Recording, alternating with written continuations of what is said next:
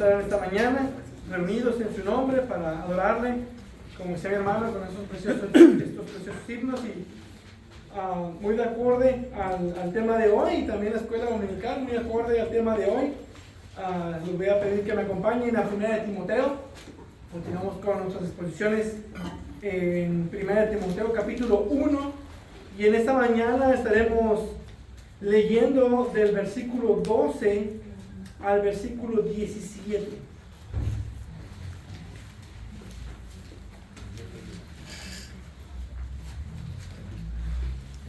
Primera de Timoteo, capítulo 1, empezando desde el versículo 12 hasta el 17. Amén. Dice la palabra de Dios: doy gracias a Cristo Jesús nuestro Señor, que me ha fortalecido, porque me tuvo por fiel, poniéndome en el ministerio, aun habiendo sido yo antes blasfemo, perseguidor y agresor. Sin embargo, se me mostró misericordia, porque lo hice por ignorancia en mi incredulidad. Pero la gracia de nuestro Señor fue más abundante, con la fe y el amor que se halla en Cristo Jesús. Palabra fiel y digna de ser aceptada por todos. Cristo Jesús vino al mundo para salvar a los pecadores, entre los cuales yo soy el primero. Sin embargo, por eso hallé misericordia, para que en mí, como el primero, Jesucristo demostrara toda su paciencia como un ejemplo para los que habrían de creer en Él para vida eterna. Por tanto, al Rey eterno, inmortal, invisible, único Dios, a Él sea honor y gloria por los siglos de los siglos. Amén. Vamos a orar. Padre, Dios bendito y eterno, único Dios invisible, Rey de gloria y majestad, a ti damos gloria y alabanza.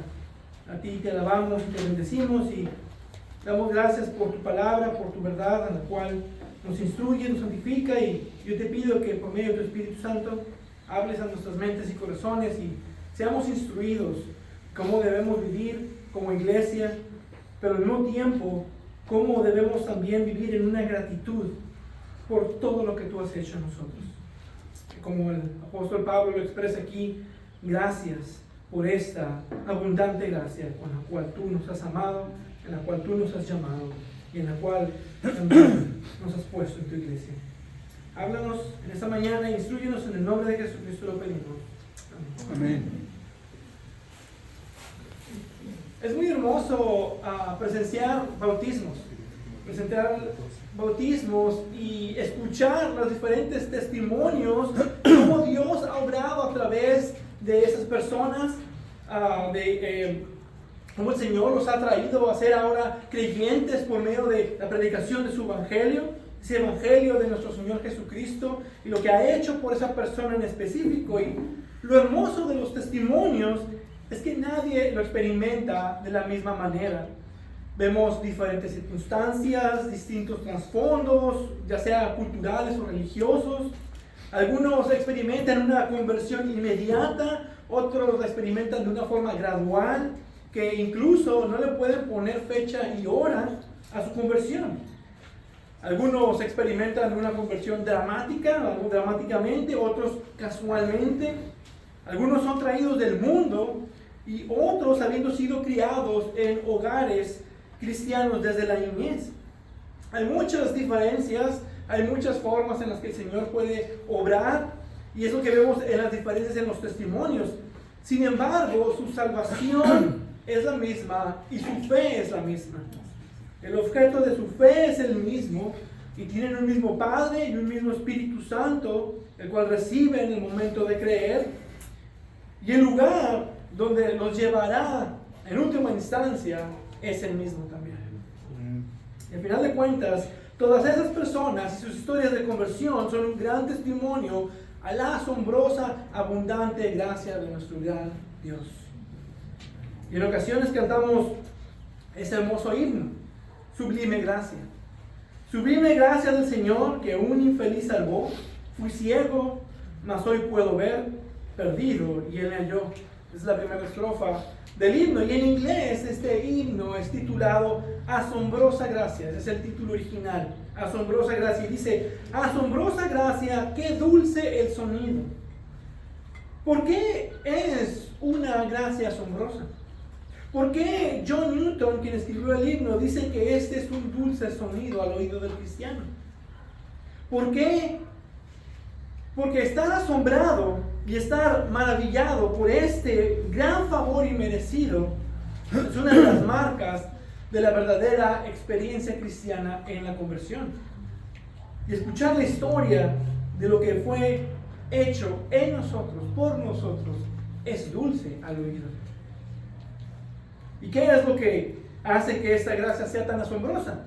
El himno continúa diciendo: asombrosa gracia, que dulce sonido, que salvó a un depravado como yo. Estuve perdido y fui hallado, fui ciego y ahora veo. Lo que hace esta gracia tan abundante y asombrosa es el reconocer la profundidad de nuestra gran pecaminosidad. Y ese conocimiento de nuestra pecaminosidad solo puede venir al ser expuestos a la naturaleza de un Dios, de la naturaleza de su majestuosidad y de su santidad, por medio de conocer también su ley moral. Un reconocimiento que llega con el convencimiento de pecado por el Espíritu Santo obrando en nosotros. Ser convencidos por el conocimiento de la ley y reconocer que no somos dignos de recibir nada, absolutamente nada de Dios. Y a pesar de lo que éramos, Dios, en su grande misericordia y por su sobreabundante gracia, nos ha salvado por amor a su nombre. Nos ha tomado para hacernos un pueblo santo, para estar con Él por toda la eternidad. Y Pablo sabía esto. Estos falsos maestros que estaban enseñando en la iglesia de Éfeso estaban le dando mal uso a la ley de Dios. Se creían a sí mismos maestros de la ley, pero se perdían, como dice, en mitos y genealogías interminables que dan lugar a discusiones inútiles en vez de hacer avanzar el plan de Dios, que es por fe. Es decir, que ellos, por el mal uso de la ley, estaban estropeando el evangelio. Y Pablo entonces desvía un poco, como vimos en la ocasión anterior, desvía un poco el pensamiento de estos falsos maestros y procede a explicar cuál es el uso legítimo de la ley, la cual debería ser una introducción al mensaje del evangelio. Las malas noticias de que todos los seres humanos, todos han roto la ley moral de Dios y son depravados pecadores en necesidad de un poderoso Salvador. Y eso es algo que debemos entender de la ley, que la ley no fue instituida para el justo, sino para los transgresores y rebeldes. La ley no sirve para generar justicia propia, sino para mostrarte cuál es tu verdadera condición delante de Dios como un pecador y como un transgresor de la ley. Y por esto nos muestra, no los 10 mandamientos específicamente, sino en general la ley moral de Dios, y nos da una lista de formas en cómo es que rompemos la ley de Dios. Y nos dice en el versículo 11 algo muy importante acerca de la ley, que el uso correcto de la ley moral de Dios va de acuerdo según el glorioso evangelio del Dios bendito. Y este desvío de hacer el uso correcto de la ley menciona el evangelio, la cual hace que Pablo se desvíe nuevamente para explicar el evangelio, porque dice que ese evangelio le fue encomendado y ahora se centrará en su testimonio de lo que la abundante gracia de Dios ha hecho por él. Pablo se considera a sí mismo y su experiencia de salvación por medio del evangelio para hacernos ver la gracia de Dios, para terminar en una gratitud y una adoración a Dios. En esta porción hallamos una explosión sincera y cordial de gratitud que va subiendo de emoción de un corazón agradecido que concluye con una sublime doxología. Pablo se pone de ejemplo de lo que el uso legítimo de la ley puede lograr en el más vil pecador o un ex perseguidor de la iglesia. Y esa gratitud expresada por la obra de Dios en su vida les mostrará a esos falsos maestros que no deben considerar la ley como un juguete o como una herramienta para su propia grandeza. Y su gratitud es expresada solamente a Cristo Jesús, el Salvador. Este es un hermoso resumen del Evangelio, de la abundante gracia de Dios para con pecadores depravados. En la sección anterior tocó doctrina para aclarar el uso legítimo de la ley, pero este pasaje no es así. Aunque contiene mucha verdad teológica, el punto de este pasaje es solo de un agradecimiento puro de un hombre que fue impactado profundamente, afectado profundamente por la gracia abundante de un Dios de amor, mostrada por medio del Evangelio de la gracia abundante. Y dice el versículo 12: doy gracias a Cristo Jesús nuestro Señor, que me ha fortalecido, porque me tuvo por fiel, poniéndome en el ministerio. Esta es la gratitud que Pablo expresa por lo que Cristo ha hecho por medio de su Evangelio. Es una gratitud simple y pura, procedente de un corazón regenerado y agradecido con su Salvador. Y agradece principalmente por tres cosas: cosas que Cristo Jesús ha hecho por cada creyente que Él llama. Primeramente, dice que esta gratitud es porque me ha fortalecido. La palabra fortalecido aquí viene del griego, que se puede traducir como fortalecer, dar fuerzas o capacitar para algo. Cristo es quien nos llama, pero también es quien nos capacita y nos da la fortaleza para la obra del ministerio. Él no te va a llamar a una actividad en la iglesia que tú no puedas realizar. Él pondrá gente a nuestro alrededor para capacitarnos para ese servicio a su iglesia, y nos dará tanto los dones necesarios como la fortaleza y la capacitación necesaria para realizarlas. Porque Dios es quien obra en ustedes tanto el querer como el hacer para su buena intención. Filipenses 2:13. Pero en segundo dice que esta gratitud es porque me tuvo por fiel.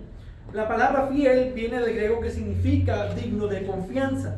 Literalmente es alguien que se le puede encargar cosas.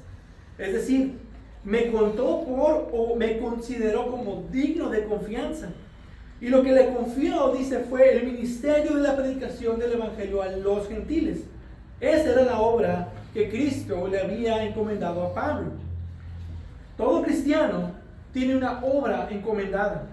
Dios te llama a servir a su iglesia y te ha confiado el ser un buen mayordomo de tu tiempo, de tus fuerzas, de tus recursos, de tus dones.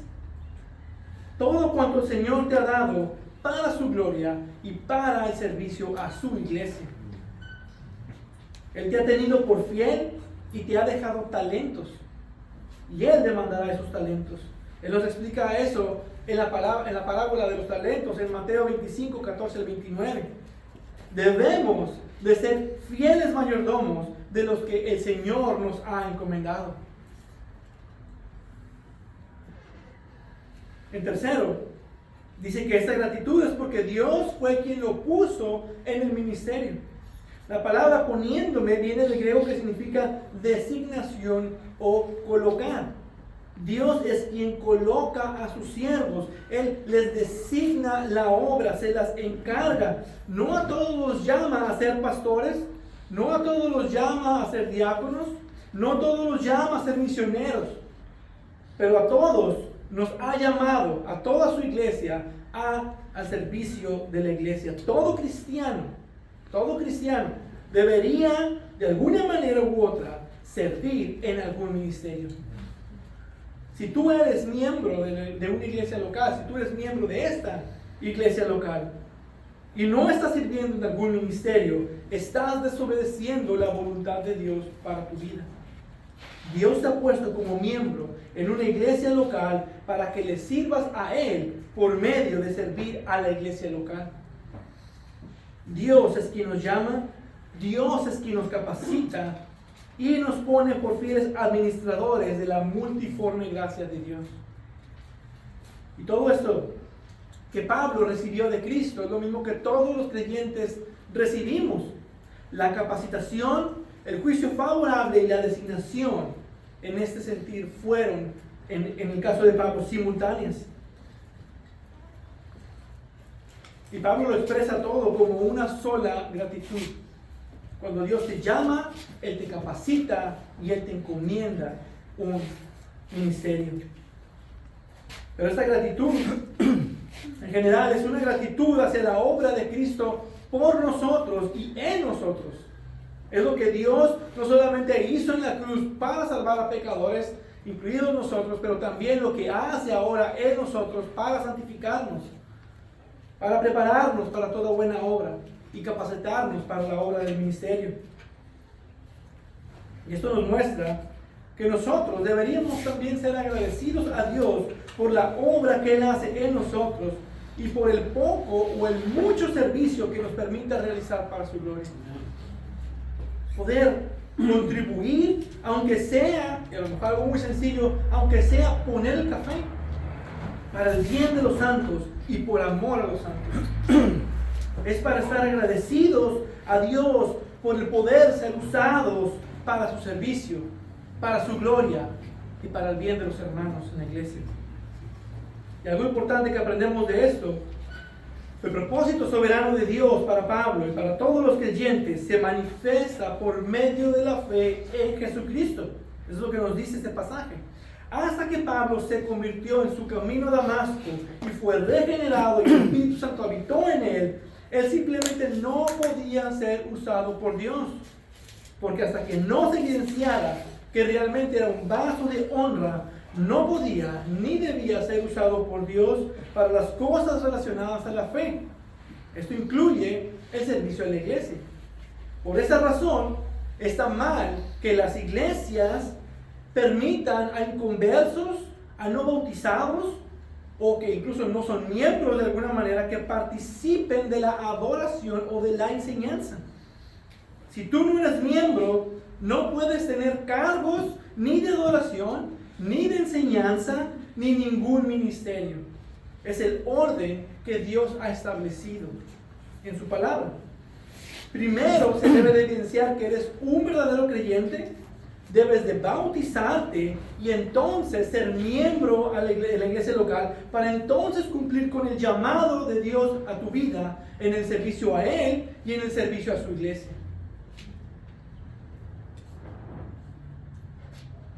Y ahora, yo creo que lo vemos en la mañana y es importante aclarar.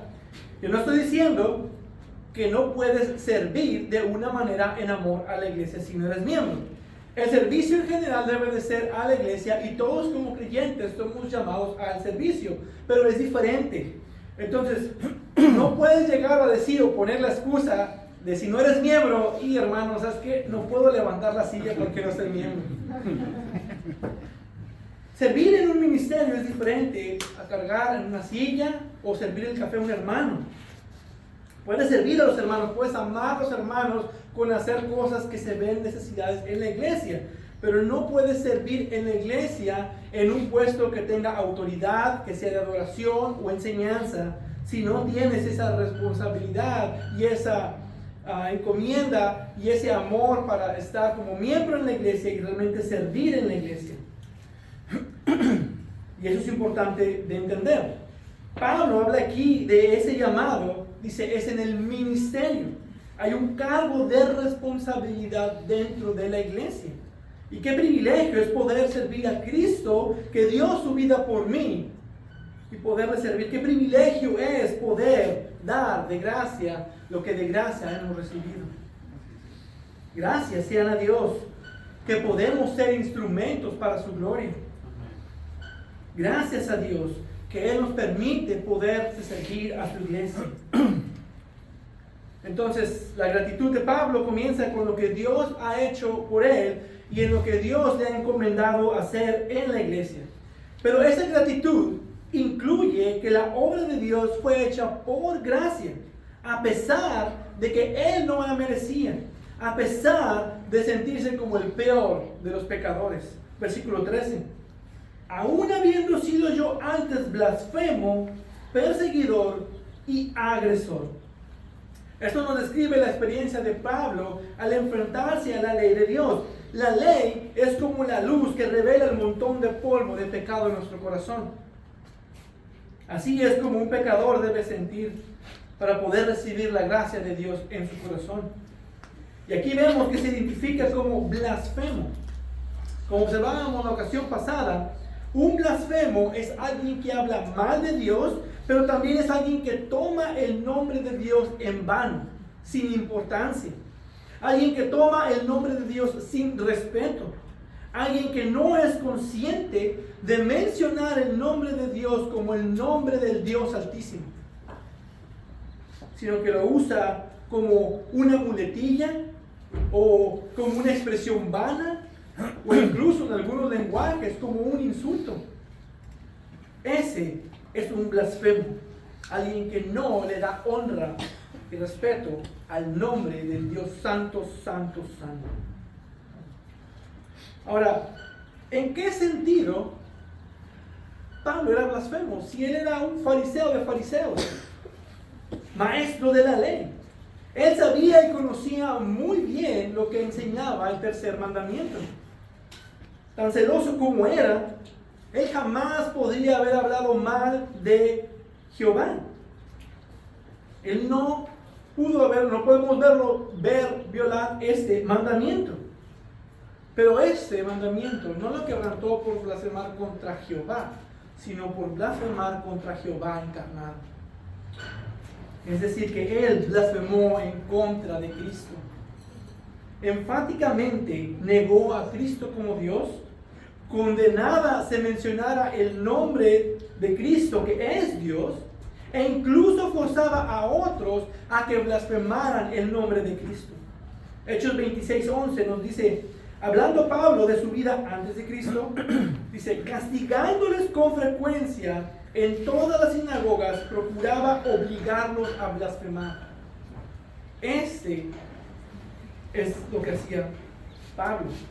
Pero también se identifica, dice, como perseguidor, porque se dedicaba a buscar a los cristianos, a cazarlos y atacarlos, ponerlos a muerte, o incluso meterlos en cárceles. Este era un fariseo celoso y apasionado por la religión que él creía.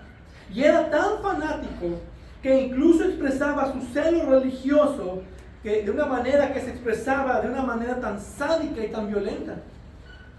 Como menciona en Filipenses 3, en cuanto a la ley, fariseo. En cuanto al celo, perseguidor de la iglesia.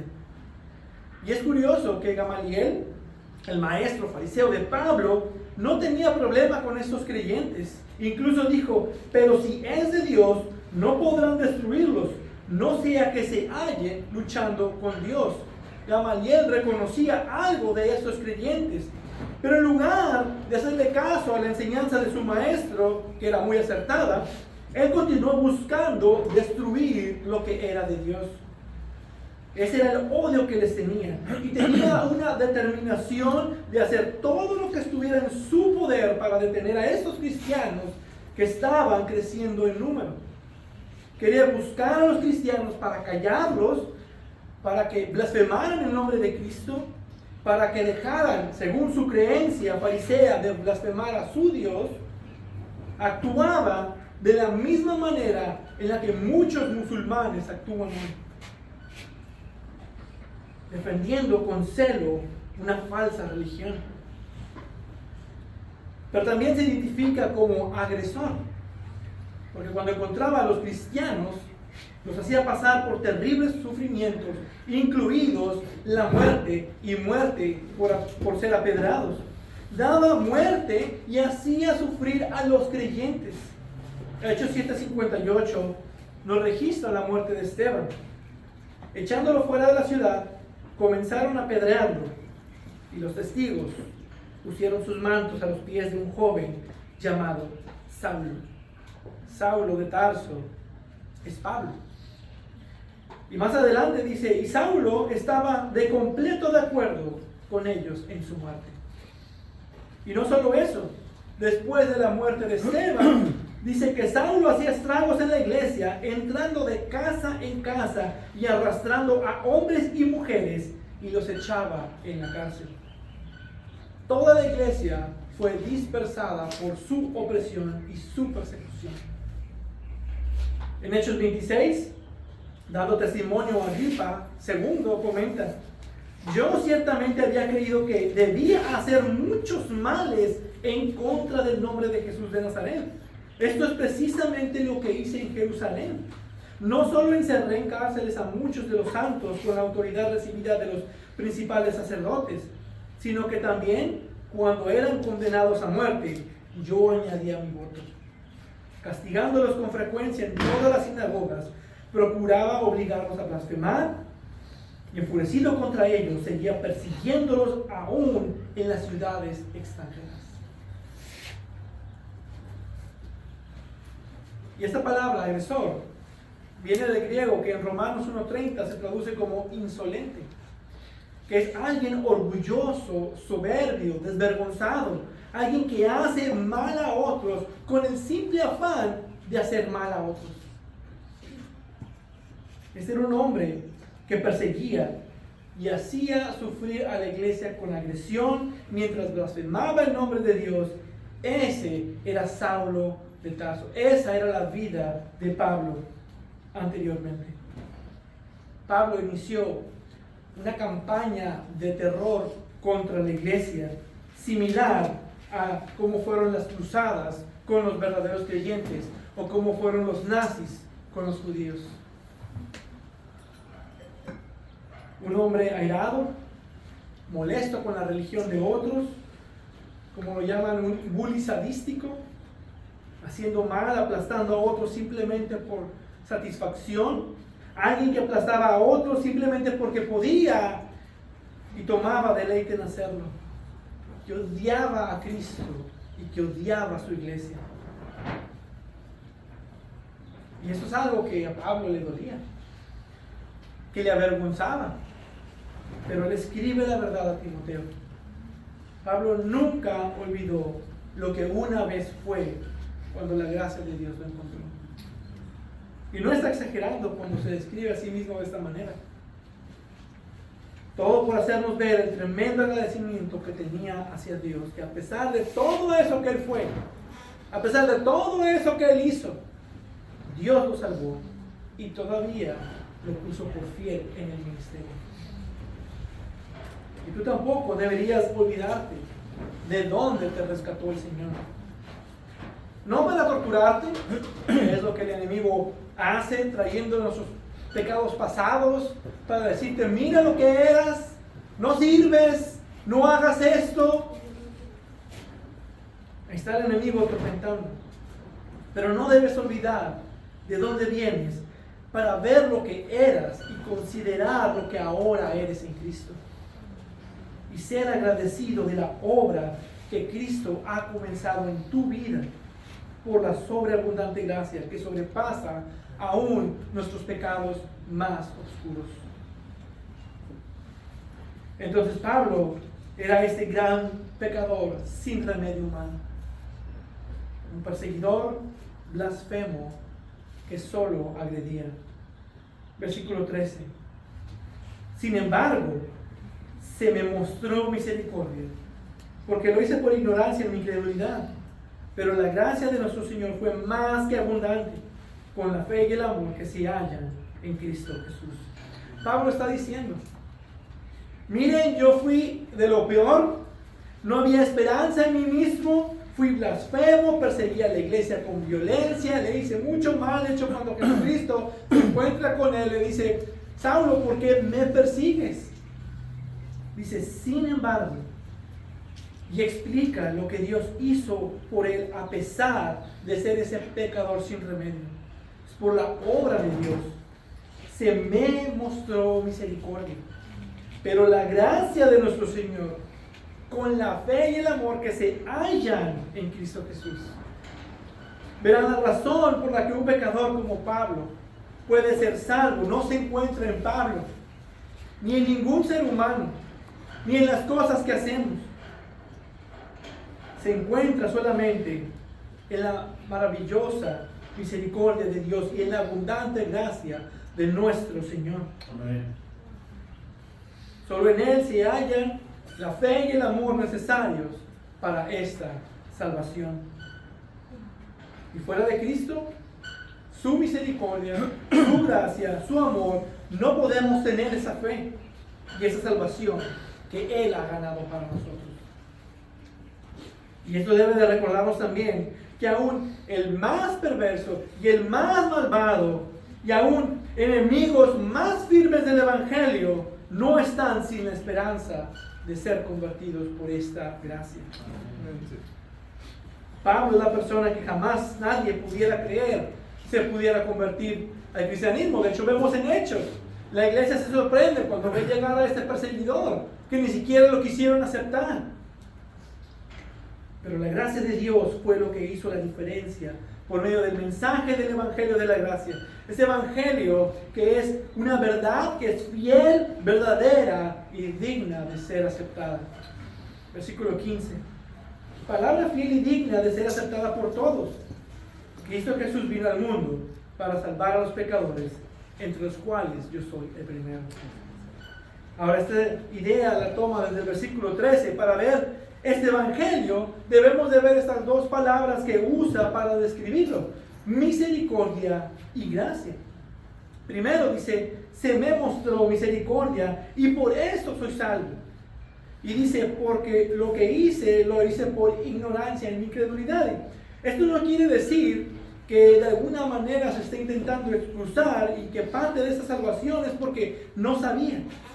Recordemos que él es el mismo autor de Romanos, y por todo el capítulo 2 y capítulo 3 de Romanos deja a todo ser humano sin excusa. Nadie puede decir que pecaron por ignorancia por la ley escrita en sus corazones. Tenían testimonio de que sí sabían de que son pecadores. No hay excusa. Entonces no está intentando excusarse, como muchos pudieran pensar. Más bien está siendo honesto de que era ignorante de las cosas de Dios. Estaba en tinieblas y por lo tanto él estaba perdido. Está reconociendo que no tenía a Dios. Era ignorante del verdadero evangelio, dice, porque no quería creer. Entonces no había excusa para sus acciones, a pesar de que tenía esa ignorancia por su incredulidad. Y es a pesar de esa ignorancia e incredulidad que Dios demostró misericordia. Él escuchó de Cristo y no quiso creer porque ignoraba quién era realmente Cristo. Pero Dios demostró a Cristo, quien resplandeció en su corazón, y entonces no tuvo más que caer a sus pies. No hay nada que puedas hacer para estar bien con Dios. No tienes esperanzas en ti mismo. Y ese es el mensaje del Evangelio, que nuestra única esperanza es la misericordia de Dios. Pero segundo, dice, la gracia de nuestro Señor fue más que abundante. Ahora aquí la palabra griega que se usa para abundante se queda corto. Esta gracia no es solo abundante. Tiene un conjunto de palabras. Una tiene que ver con estar por encima o sobre algo, y la otra es abundar grandemente. Esta es una expresión intensificada. Es decir, que esta es una super mega grandísima y profundamente abundante gracia. Una gracia que sobreabundó grandemente. Es la gracia de nuestro Señor. Es la maravillosa y asombrosa gracia de Jesucristo. Es el favor inmerecido para un vil y miserable pecador como Pablo, como yo, como tú. Esta abundante y asombrosa gracia es como un río grande de mucha y fuerte corriente de agua que no tiene más que arrastrarte hacia Cristo. Esta gracia que nos lleva a una esfera de fe y amor que solo pueden ser halladas en Cristo Jesús. Y lo que nos dice esta gracia, que fue derramada sobre Él, que lo trajo a la fe de Jesucristo, por la cual también recibió el amor de Jesucristo. Y así es como se ven estas dos combinadas como una sola. Dios en su misericordia no le dio a Pablo lo que merecía. En lugar de eso, Dios en su gracia le dio a Pablo lo que no merecía. Es decir, Dios en su misericordia no nos da el infierno que merecemos, Pero además de eso, Dios en su gracia regala vida eterna que no merecemos. Y estos dos, misericordia y gracia, van de la mano con su amor. Ese amor de Dios que solo puede ser hallado en Cristo Jesús. Amén. Y luego Pablo se centra en este evangelio. Dice, palabra fiel y digna de ser aceptado por todos. Y luego procede a dar un gran resumen del evangelio. Cristo Jesús vino al mundo para salvar a los pecadores, entre los cuales yo soy el primero. Y así es como toda persona cree y se ve en el evangelio como un gran pecador. Y cuando tú reconozcas esto, cuando tú veas el evangelio y realmente digas qué gran pecador soy, entonces podrás ver aún más la asombrosa y maravillosa gracia y la gran misericordia de Dios por ti. Porque no hay otra explicación para la salvación de alguien que no sea la obra de Jesucristo. Su gracia y su misericordia recibidas.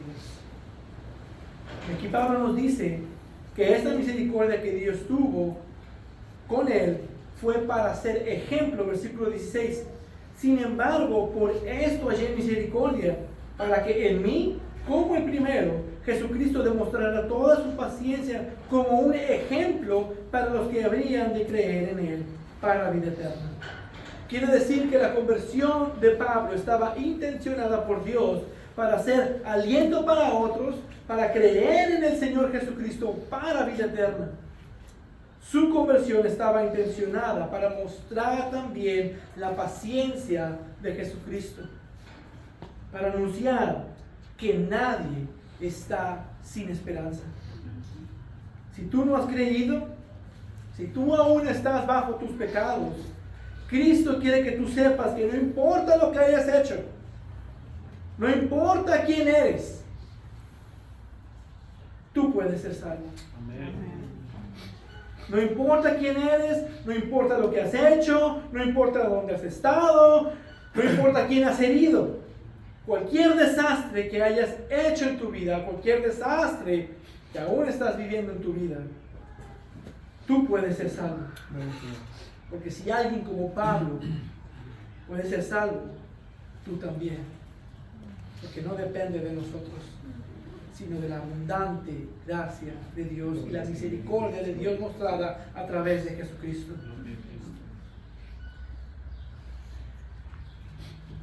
Entonces considéralo, si alguien como Pablo, perseguidor y blasfemo, puede ser salvo, tú también puedes ser salvo. ¿Por qué? Nuevamente, porque no depende de ti, no depende de tu voluntad, no depende de quién eres o de lo que puedes o no puedes hacer, sino que depende de la abundante y asombrosa gracia de Dios mostrada por ti en la obra de Jesucristo. Arrepiéntete de tus transgresiones contra el único Dios santo y ven a Cristo por misericordia. Ese es el llamado del Evangelio, que invita a todo pecador a venir a Cristo en fe y arrepentimiento. Es Cristo quien murió y pagó la deuda que la justicia de Dios demandaba.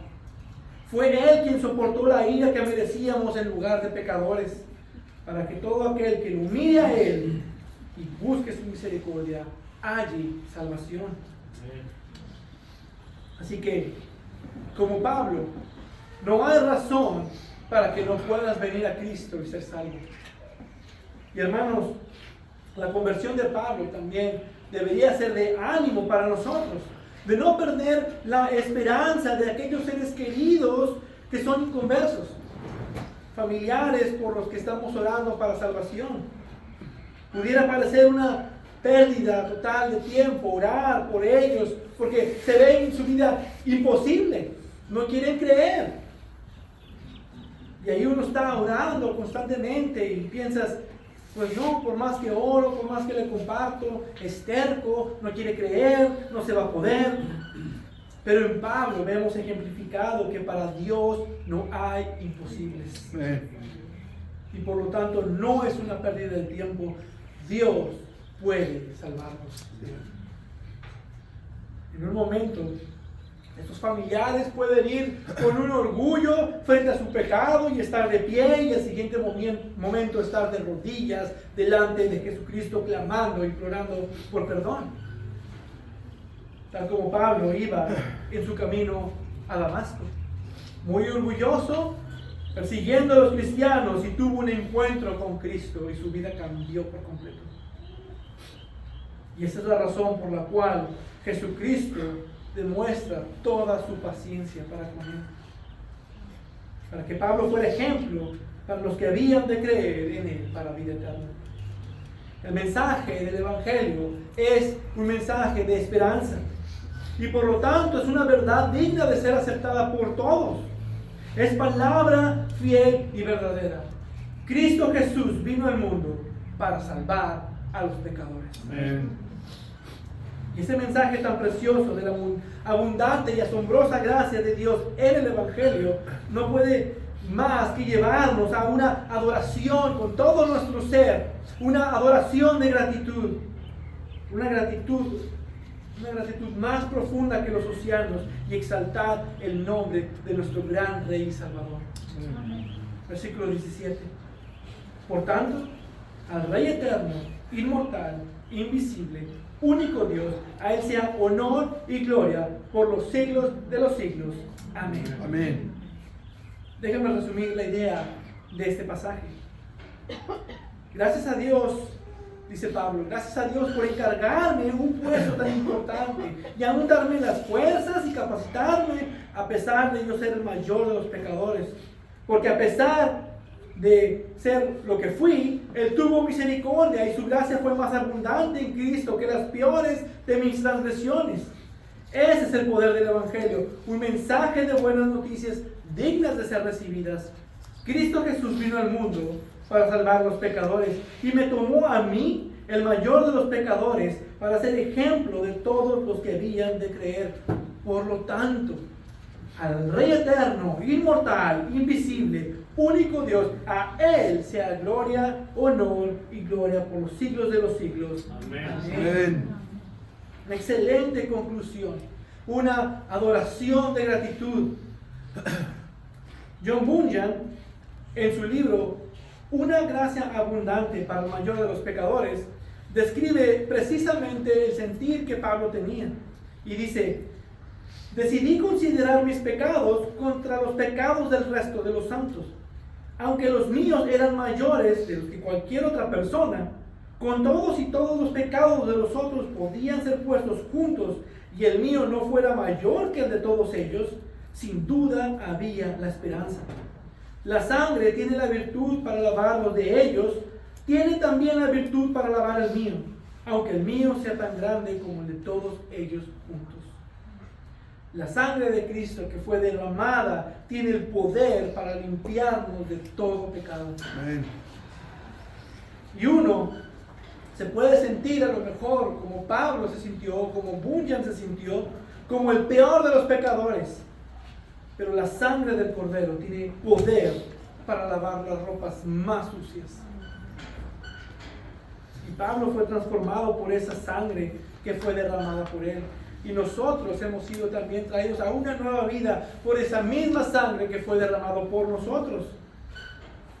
La gracia de Dios obrando en la vida de Pablo y obrando en la vida de todo creyente.